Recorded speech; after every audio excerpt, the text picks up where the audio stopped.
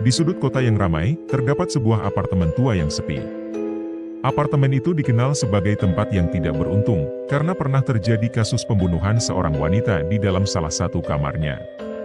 Berita itu membuat banyak orang menghindari tempat tersebut, kecuali bagi mereka yang tidak memiliki pilihan lain. Ardi, seorang karyawan muda yang baru saja pindah ke kota itu, merasa terdesak untuk menemukan tempat tinggal.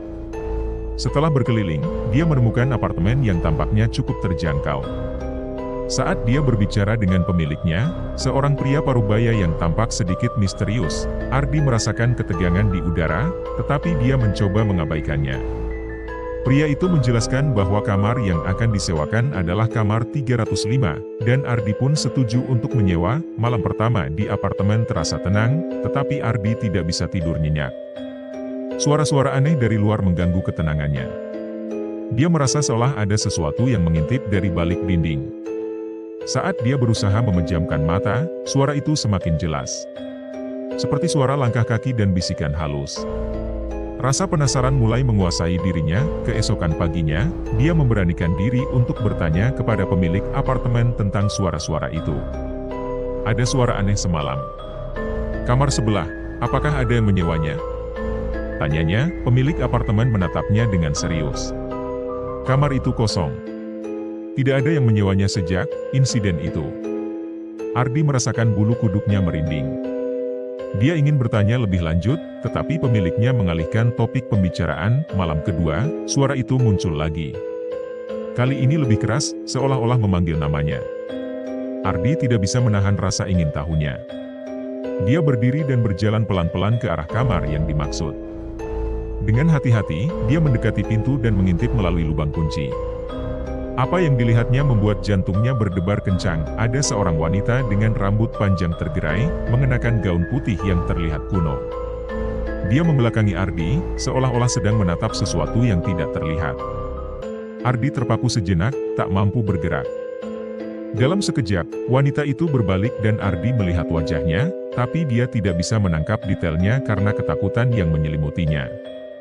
Dia mundur dengan cepat, merasa seperti sedang bermimpi buruk. Keesokan paginya, Ardi berusaha mengabaikan pengalamannya, tetapi rasa penasaran tetap mengganggu pikirannya. Saat bersiap-siap untuk pergi ke kantor, dia kembali mengintip melalui lubang kunci. Kali ini, yang terlihat hanya warna merah yang menyilaukan. Matanya terbelalak, dan jantungnya berdegup kencang. Apa itu? Ardi memutuskan untuk bertanya lagi kepada pemilik apartemen.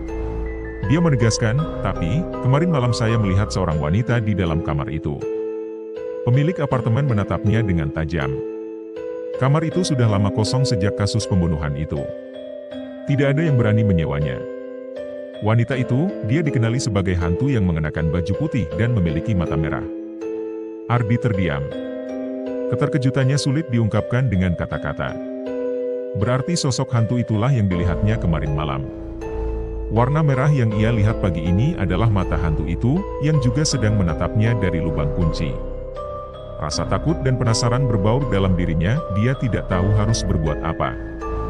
Dia mencoba mengalihkan pikirannya dengan bekerja, tetapi sosok itu terus menghantuinya.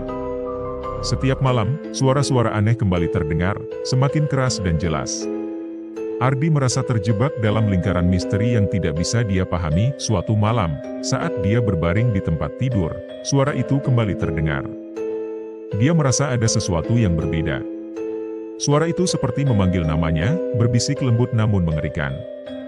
Dengan keberanian yang tersisa, Ardi bangkit dan mendekati pintu kamar 305. Dia mendengar suara tangisan pelan, membuat hatinya bergetar. Dia membuka pintu dan melangkah masuk. Kamar itu gelap, tetapi Ardi merasa ada sesuatu yang mengundangnya. Dia menyalakan senter ponselnya dan melihat sekeliling. Ruangan itu berantakan, seolah waktu terhenti sejak tragedi yang terjadi di sana. Dinding-dindingnya penuh dengan cat yang mengelupas, dan aroma lembab menyengat hidungnya. Di tengah ruangan, Ardi melihat bayangan putih. Hantu wanita itu berdiri di sudut, menatapnya dengan tatapan kosong. Namun kali ini, matanya bersinar merah terang. Ardi merasakan dingin merayap di sekujur tubuhnya. "Siapa kamu?" Ardi bertanya, suaranya bergetar. Wanita itu tidak menjawab. Dia hanya menatapnya dengan mata merah yang tajam, seolah ingin menyampaikan sesuatu. Tiba-tiba, Ardi teringat tentang berita yang pernah dia baca. Wanita itu adalah korban pembunuhan yang tidak pernah terpecahkan. Dia memutuskan untuk mendekat. "Apa yang terjadi padamu?" tanyanya, berusaha menenangkan diri. Wanita itu berbalik dan menunjukkan tangannya yang penuh luka. Ardi merasa hatinya teriris. Dia tahu, hantu ini terjebak dalam rasa sakitnya. Dia mengulurkan tangannya, tetapi wanita itu mundur, seolah takut. "Maafkan aku," Ardi berbisik. "Aku tidak ingin menyakitimu."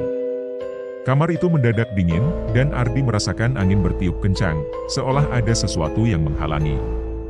Dia berusaha berfokus pada wanita itu, mencoba mencari cara untuk membantu. "Aku akan mencari tahu siapa yang melukaimu," katanya bertekad. Tiba-tiba, hantu itu menghilang, dan Ardi terjatuh ke lantai. Dia merasa bingung dan takut. Dengan sisa keberanian, dia berlari keluar dari kamar itu dan menutup pintunya. Selama beberapa hari berikutnya, Ardi terus mencari informasi tentang wanita tersebut.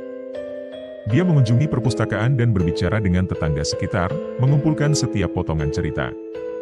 Dia menemukan bahwa wanita itu adalah seorang seniman yang penuh bakat, namun terjebak dalam hubungan yang buruk. Pembunuhannya adalah akibat dari cinta yang beracun, dan pelakunya hingga kini masih berkeliaran bebas. Ardi merasa terdorong untuk membantu wanita itu menemukan keadilan. Dia mulai mengumpulkan bukti, berbicara dengan saksi, dan berusaha mengungkap siapa pelakunya. Selama proses ini, suara-suara dari kamar 305 mulai mereda, seolah hantu itu merasa tenang saat Ardi berusaha menyelesaikan misteri tersebut. Akhirnya, setelah beberapa minggu, Ardi berhasil mengumpulkan cukup bukti untuk melaporkan kepada polisi. Dengan kerjasama pihak berwajib, mereka menangkap pelaku dan mengungkap kasus tersebut ke publik.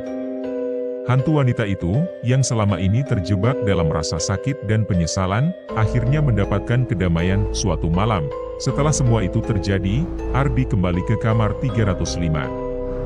Dia merasa tenang, seolah ada sesuatu yang berbeda. Ketika dia memeriksa lubang kunci, dia tidak melihat apapun.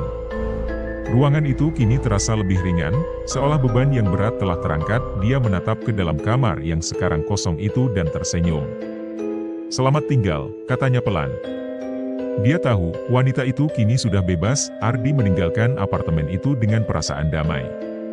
Dia mengingat semua yang terjadi dan bertekad untuk selalu menghargai setiap jiwa yang ada di dunia ini, baik yang hidup maupun yang telah pergi. Kamar kosong itu akan selalu menjadi bagian dari hidupnya, mengajarinya tentang keberanian dan keadilan.